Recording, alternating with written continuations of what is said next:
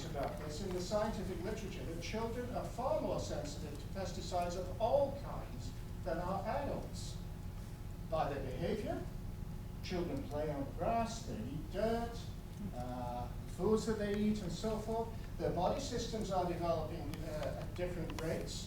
So their lungs, for example, have a higher surface ratio relative to the body mass than an adult does. Children are taking in a lot more pesticides per body weight. And you know, we have a situation in this province, and I'll ask the subsequent speaker to perhaps talk about this, where on playgrounds for children, in the community where I live, and I don't think it's any different from any other community, a person can spray right up to the property line that separates that property from a children's playground. I know of one playground in Stratford where people on both sides of that children's playground have sprayed their properties right up to the property line, and people across the street are doing it as well.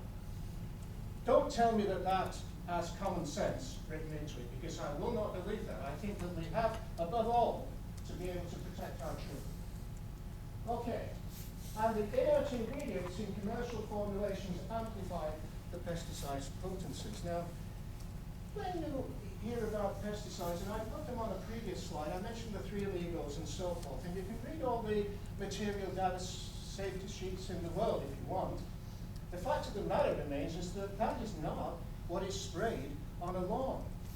It is what is sprayed on a lawn is a commercial formulation that contains what are called, curiously enough, inert ingredients. These are substances that make the active principle dissolve, make it disperse, and so forth.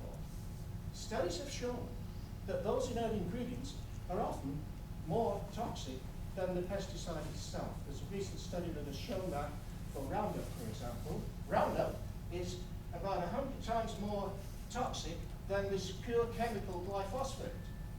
A group of scientists in France, quite recently, 2014, have shown that these inert ingredients magnify the potency of these chemicals. So that's something that has to be borne in mind. Now, I hope I've shown you enough to make you want to think twice about using cosmetic pesticides. Maybe it's not 100%, maybe it's 90%, maybe it's 95%. But when you consider the pluses of actually using those compounds, you have to ask yourself, why on earth would we do it? You bring in the precautionary principle. The precautionary principle means that whenever you don't have that ironclad 100% case, just as it was with smoking, you err on the side of safety.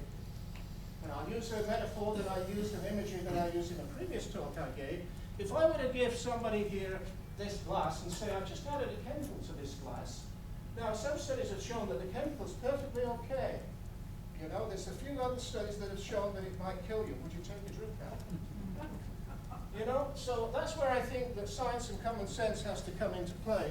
I don't think that the regulations in this province are anywhere near adequate, and I'd like to see us right up there with the other 5 provinces that have some decent legislation on cosmetic pesticides. Thank you.